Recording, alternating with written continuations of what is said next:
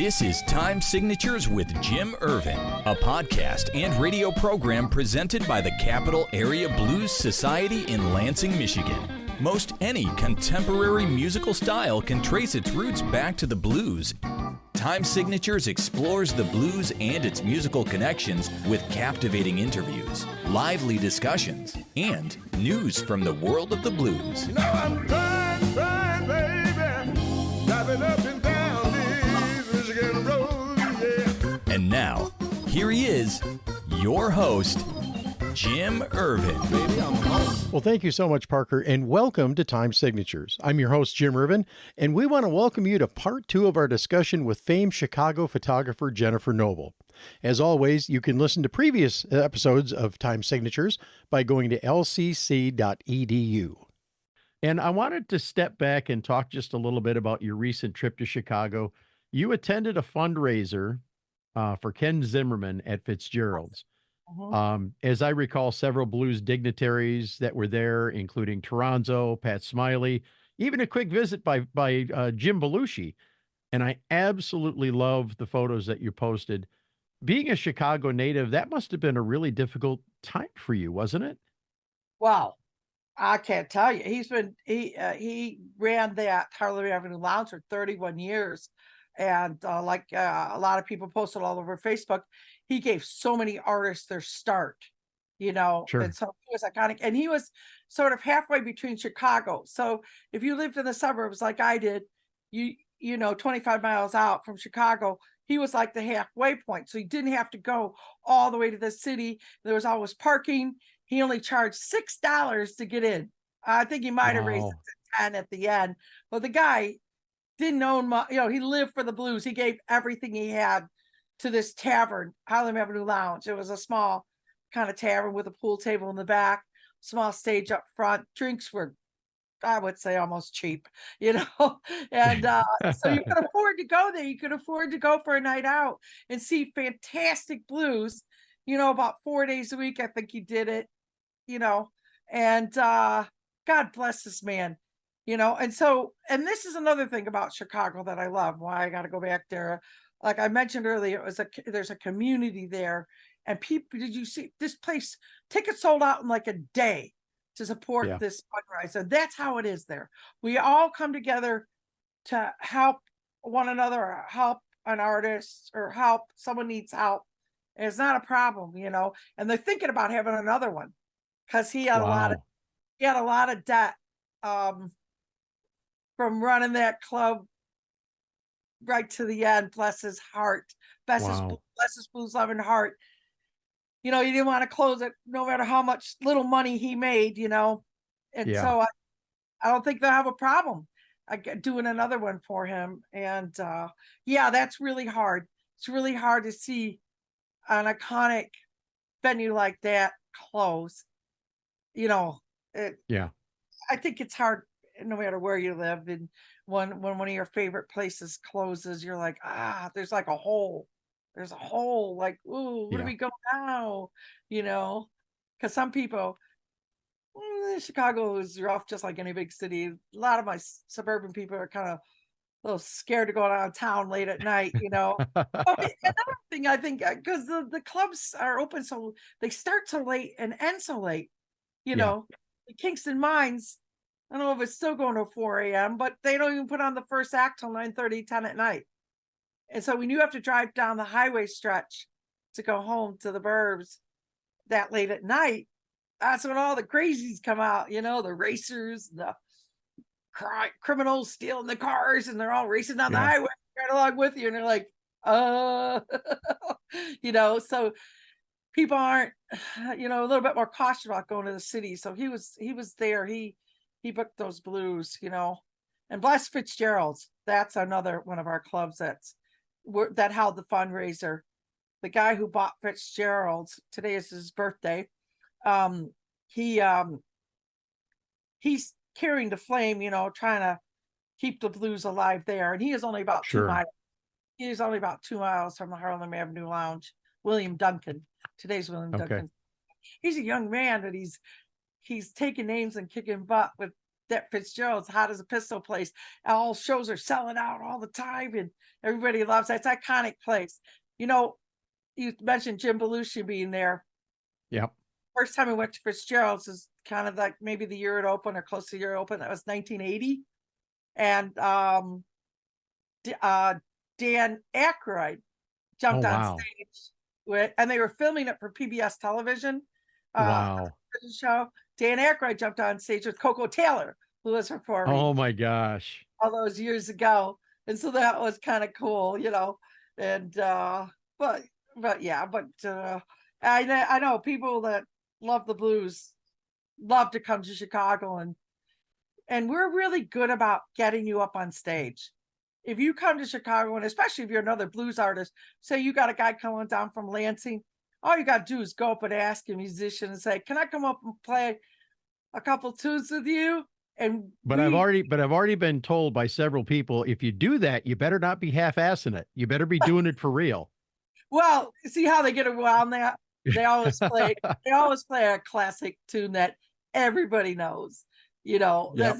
it's kind of bad for us because we hear a lot of the same songs. But if you go see enough blues in Chicago, but it's good for the tourists and people coming through. They don't care, and but we're really good like that in Chicago. We just embrace each other.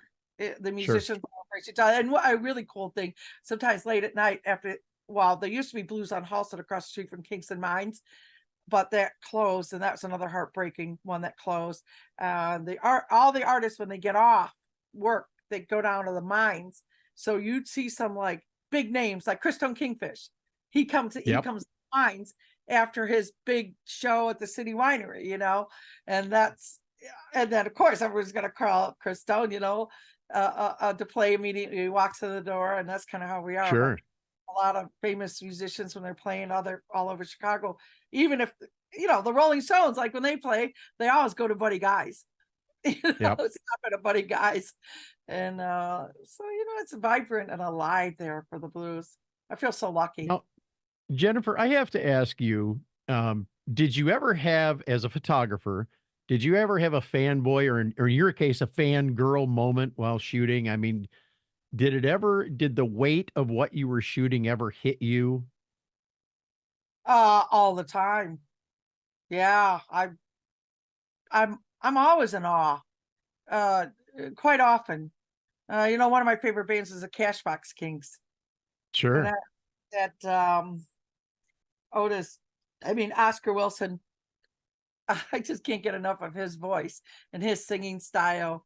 And he was one of the last shows I saw where they played at Rose's Lounge, another iconic venue, right before I left town. And to see him in such a small little venue is really special. And I remember he sang a Lattimore hit, "Let's Work It Out." Okay. Is that it? "Let's Work It Out." Yeah, Lattimore. And I was like, oh, that's cool. That's a soulful song, and instead of singing because he had a couple drinks and he goes, "I'm just going to take over and sing what I want to sing." They have a few albums out on Alligator Records. He goes, and he started singing some soul tunes and some good stuff. I'm like, yeah, you go, Oscar. Yeah, I've had lots of moments, because I love the blues so much. Brings me to tears. One of my favorites is Mavis Staples, of course, sure. Who is on the cover of my book. I wanted more of an in-depth interview with her, but I tried everything under my power. And I even put notes, because I'd be in the photo pit, like when I see her in London, I wrote up a big card and put it right on stage at her feet saying, "Would you please be in this book and give me more?" Couldn't never happen. That was a heartbreaker, because Mavis always brings me to tears. I'm always in the photo pit right by her. I'm like, "I love you, Mavis." She goes, "I love you too." I was like, one more moment that I had. No, go ahead, please. Really big for me. Several years ago, I'm a big Otis Clay fan. I was a big Otis Clay fan, and UV Hayes is in my book, and he was good friends with UV Hayes, who is from St. Louis, and her husband is Bernie Hayes, who's a 50+ year DJ, by the way. Bernie Hayes, look them up. And Take Me, oh my God, what's the song? Take Me to Heaven. Oh, Jesus, I should have wrote this down. But one year on the Chicago Blues Fest, it was about 2012, maybe 13. They got up and sang one of my favorite songs. I shouldn't have brought it up because, let me see. Hold on. Let me see if I can. Oh, No, wait, you're can fine. you see me? Can you see me still? Yeah, I see you. Okay, good. Because I'm kind of. She's cheating. She's looking on her computer to look something I up. know because the And song we're was. doing it live. I know. Is that bad? Is that bad? No, no, you're fine. Yeah. So there's a song that they sang, and it was on stage at the Chicago Blues Fest, which, you know, when you're in the front row at Chicago Blues Fest and you turn around and you look back as far as you can see, um, it's a moment. You have quite a few moments, and I'm always grateful for that photo pass. And I've had that photo pass since the late 90s. Wow. I've had that photo pass since the late 90s, and I don't take it for granted for a minute. See, and my very first photo pass was last September. I got to shoot Night Ranger. They were the headliner for a private party called Bailey Fest down in Jackson, Michigan. And some friends of mine are a part of a band called Brother Earth. It's three people that toured extensively with Rare Earth back in over the last 30 years. And they gave me the first three songs, and they told the security guy told my husband as he was standing outside of the pit, if he doesn't come out of there at the end of the third, we're going to go and drag him out. And that was my first professional press pass, but I understood the respect that was given to me in that opportunity. And so when I had a chance to go and shoot Joe Bonamassa a couple of months later over at the Fox Theater in Detroit, which his photo hangs up here. You can't see it probably from the angle that the camera is right now. Yeah, the edge of it is over there just to the left of the time signature sign, but you can see the little press pass sticker that I've got up there. It's a sticker of Homer Simpson, and that's the design that's what they used for the press passes that night. But I remember being taken up to the front of the stage. I was allowed 15 feet off the stage, left or right, not center, because I couldn't be around people and blocking their view, of course. And I remember seeing Joe walk out on stage, and the goosebumps just come that haul off my arm. And from the first time, the first note that he hit on that guitar, I was like, I'm actually doing this. And it was such a cool experience, such an out of body experience, if you will, to be able to shoot those first three songs. And it's a memory that I'll treasure for the rest of my life. Yeah. Steal Away to the Hideaway. That was a song. Take a See, note I of gave that. you a little time. Google Steal Away to the Hideaway, UV Hayes and Otis Clay. That was a moment Okay. I'll never forget. Another moment that I had is, of course, with Etta James. Oh, Etta wow. James sang, I think it's Funny Valentine. Is that the name of that song? Funny Valentine? I don't know. The way she just sang that song, oh my God, shivers down my spine. But Etta James can do that to you. She can do that, And so, but there's so many.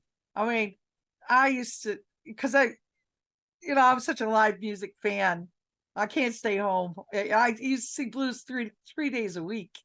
I didn't really do much else, and I just have so many moments. I think meeting BB King, who's right behind you there, BB, yeah, 2 times meeting BB King, being backstage with him, listening to his stories, getting autographs. I got to meet him several times. Al Green, you got up there. I got a rose from Al Green. That was true. Seeing Al Green at the House of Blues, which is another place. That's very cool. You used to have to give up your firstborn to get photo pass for House of Blues because Wow. It's impossible. Okay. Literally, the things you had to sign. I begged Al Green's people for a photo pass. Was in communication with them. Still never got it. I was so upset.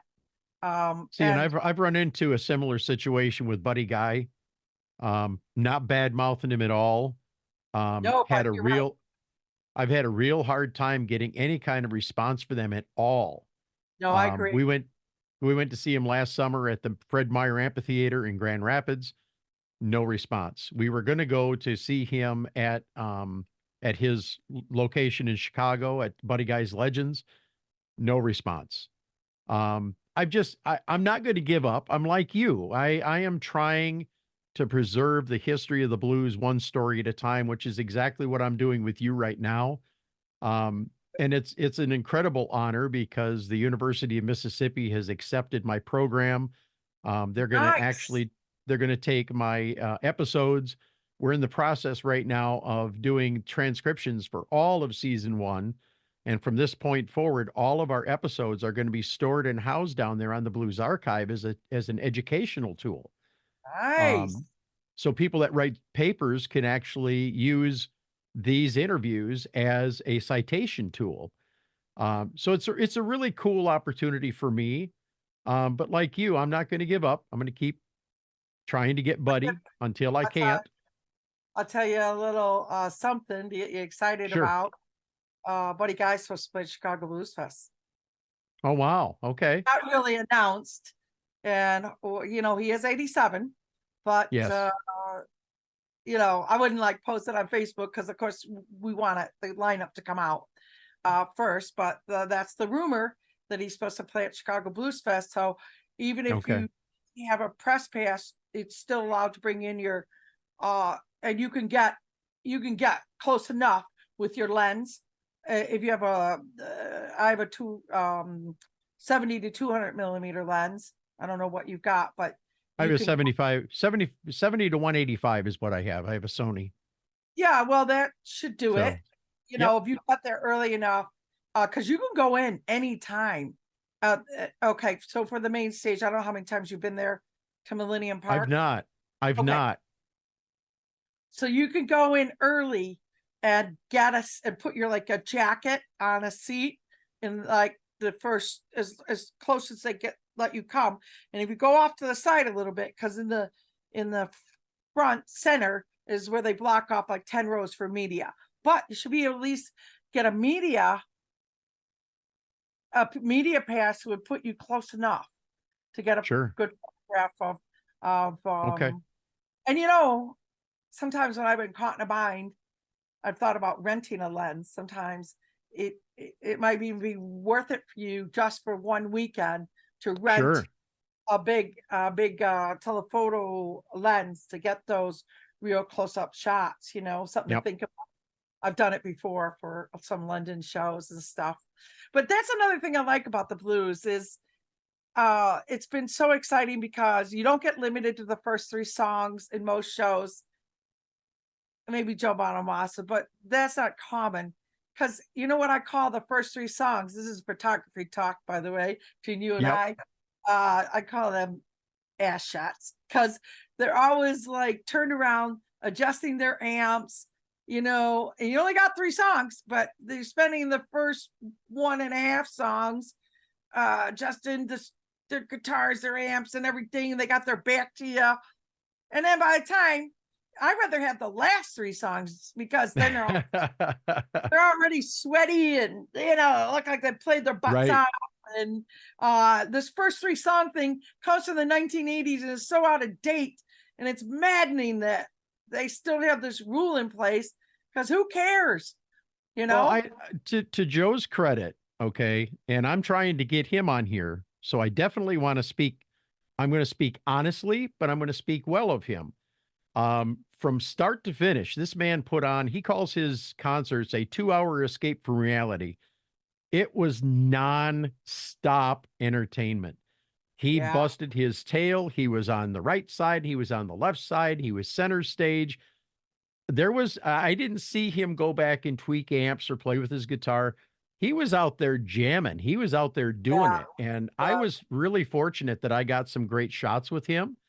And And of course, he brought one of our local legends, Larry McRae, out on stage for a Oh, song. I love Larry. Larry is such a cool guy. I put Larry up in his band twice here in London in my home. Did you really? One time I wasn't even here. I said, well, the keys under the mat. Just let yourself sit. Because I was at a show and I said they were going to put him in a cheap motel near the airport, and I'm 5 miles from Heathrow, one bus ride.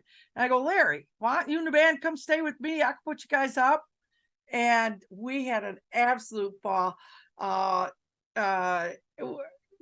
stayed, I don't know if the second time I think he stayed, I don't know, maybe he stayed 3 times now, because we've had jam sessions. I have a video on YouTube of him singing Soul Shine in my living room. Oh, wow. I know, it was a moment. Wow. It was a moment. Now, this guy hanging over here behind me, Freddie Cunningham, does Soul Shine as well with Root Doctor when he had the Root Doctor band, but they just retired a couple years ago. And I didn't realize that it was, Larry had used that as one of his trademarks for so many years, but he sure did. Yeah. I like it way better the way Larry does it than Warren Haynes. Oh yeah. Yeah. Hey, we are coming close to the end here, but I got a few more questions that I have to ask you. Okay, this is going to be a couple. No. I'm having a blast. I don't know about you, but I mean, we've been at this almost 45 minutes and we're just rocking and rolling and having a good time. Yeah. But I got a couple rapid fire questions for you. Top of the mind, favorite blues festival, hands down.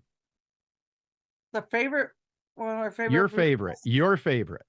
Well, the Chicago Blues Festival is my hometown festival, and it has more acts than any other blues festival I've ever attended. But I've attended some really great ones. The Lucerne Blues Festival in Switzerland, the Blues Heaven Festival in Frederikshavn, Denmark is a good one.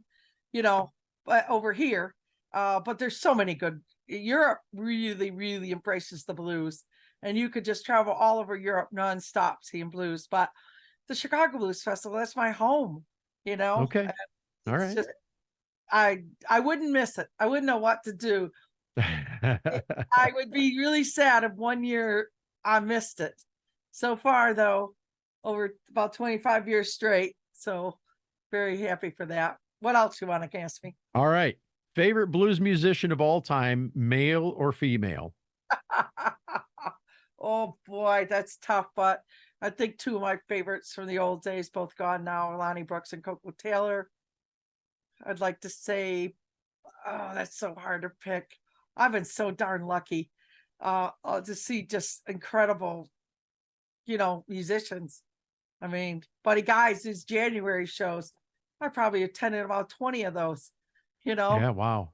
It shows where you see him up close and personal. And I've been pretty darn lucky. I think Chicago Blues Guide has really helped because Linda Kane, my editor, has been able to get me press passes all over the world, and I've been, thankful, very thankful. Yeah.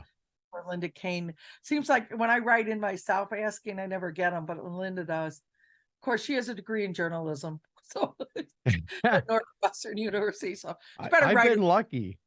Yeah, I've been lucky. I've put in 2 requests. I've gotten 2 approvals. And one of them was the day of. That was the Night Ranger concert.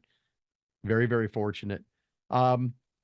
Favorite story during your shooting career? Is there one story, good or bad, that comes to your mind as you look back over the last 30 years that you've been shooting the blues? Like, what do you mean by story? Like a favorite story, something that was really cool that happened, something that was, that was very dramatic, or something that was negative. Just your favorite story, something that pops into your head. I don't know. Like one of the last appearances at Otis Rush, who was a favorite of mine. Otis Rush too, by the way. Oh, mind-blowing performer. I remember being at Chicago Blues Fest, and it was one of his last appearances before he had a stroke. So it was a really important performance. It was pouring rain, which is not a good thing for photographers and their equipment. And everybody had left the festival. And so Oh, wow. a couple photographers who just trying to get a few shots, but eventually we had to give up that. I just remember thinking, God, here he is on the big stage. And this was moment to, because I'd photographed him in some of the clubs, but not on the big Sure. stage at Chicago Blues Fest. And, you know, after that, he had the stroke and he never performed again. And I remember thinking, damn, why did they have to rain so hard that day? You know, but like I said, that did you said moments? What were you asking me again? What was the Just question? a favorite story. I think that covered it. That Yeah, covered it. you know, that UV Hayes and Otis Clay moment, Steal Away to the Hideaway. That was a moment too. So, and I've been on all the European blues cruises that my friend Lisa, who lives in Marseille, France, put on. So, and she brought over mostly Chicago artists because she put Toronto kind of in charge of that. Toronto Okay. Toronto Canada bring over the Chicago artists. I suggested a couple too, like Nora Jean Wallace is one of my favorite performers too. She's in my book. She's a powerhouse. I don't know if you've seen her up there in Michigan because she lives. I have not yet. Oh my God, don't miss her. She plays a lot of the mines. I don't understand because she could travel the world more, you know, but I think she has her day job, drives a school bus, so she doesn't want to give that up. But she'll go, you can find her at the Kingston Mines, and it's worth going there and seeing her, you know, because she's such a powerful performer. And also Joanna Connor. That's her home. Oh, I got to see her and Toronto last year at the Jackson, Michigan Blues Fest, and wow, both of them I really enjoyed. They're both very personable. She had just released her most recent album and had copies of it. And that was ironically, it was held during the Chicago Blues Fest weekend, and they actually came down from Chicago after performing in Chicago and performed at the Jackson, Michigan Blues Fest. And man, they were tired, but they came up and played their butts off. And it was just an incredible experience to be able to see both of them from Chicago, you know, coming down to play at that event. I know. And I'm thankful for Joe Bonamassa. One of the things that he has done is go and take people like Joanna Connor and produce and Larry and Larry McCray. Yes. Because I remember Larry McCray saying a bunch of times, I'm done, I can't do this no more. And then Joe Bonamassa makes this incredible album with him. And then he's like, not retiring. Like he said, I don't think I can be famous. I'm done. I'm like, no, you're not, Larry. And look what Larry's going on to do. Turn with the Almond Betts band. He's doing that right now. He's on tour right now with them. Yeah. I'm talking about, you know, making some money instead of chump change. You know, he's finally getting money he deserves, you know, because he's such a good guy, you know, has such good times with him. So, but anyway, that's why I'm thankful for Joe Bonamassa. He did it for Joanna Connor, Larry Crane, a few other artists. Yes. And so he's taken, because he has a little bit more money than some of the people like Joanna Connor and stuff. And so he's taking his money and helping other blues artists, and you don't get no better than that. No, you know? You don't. So what a guy. That truly is helping to keep the blues alive. And a lot of people talk about it, but I that's one of the reasons that I want to interview him, because he is doing what people talk about doing. He's actually doing it. He's wildly popular in the UK. Wildly supported at Royal Albert Hall. He's, you know, he's just over and above. Yeah, everybody loves him here. So I just put in a donation because they're giving away a couple tickets. He's going to be at Royal Albert Hall, I guess, this year. And they're giving away 2 tickets and airfare and a signed guitar and a meet and greet and photos. And I'm like, yeah, I'll make a donation. Sure. If for nothing else, I mean, if you look at my hat, there's a pin there and there's a pin there. Both of those are for keeping the blues alive. Those are his. I believe in what the band's doing. And to me, when you find people that are doing what he's doing, I mean, actions are louder than words. And I just respect the daylights out of them. Yeah, and those Keeping the Blues Alive Mediterranean cruises he does always sell out, and he gives a lot of chances for more exposure. The artists that he invites to that, they're wildly popular cruises, and God bless him for putting on those. But if you ever make it to London, you're always welcome to be a guest at my place, but hurry before I move back to Chicago. I was telling Jennifer, people, come visit me. We got a guest room, but it is such an honor to have you on the show. If anybody wants to get a copy of this book, and I don't want to put you on the spot, but I'm going to ask you, can they get it signed, and where would they get it? Yeah, well, I'm very active on Facebook, so you could just message me on Facebook, or you could email me to my former DJ email, which is Jukinjen, JUKINJENN @gmail.com. And I'd be happy to mail you a book. Sign it. And I got it mail right here. I got it There right you here. go. And she did sign it. She did sign it right there to Garrett and I. And Yeah. So I can't tell you how much I'm enjoying the book and how much I've enjoyed our conversation this morning. Any other websites or Facebook pages that you want to promote out here for your book and for your business? I do have a 50 Women in the Blues Facebook page. I don't check it as much as I should, and I should be more active on it. I try to promote the women. I'm just sometimes I promote them on my page more than than the 50 Women in the Blues. But it's out there. It tells you how to get a hold of me and stuff. And Instagram, I do have an Instagram page, but guilty of not really doing much with it. It's hard to keep up with all the social media stuff, but I'm really easy to get a hold of on Facebook, just like you messaged me. Yeah.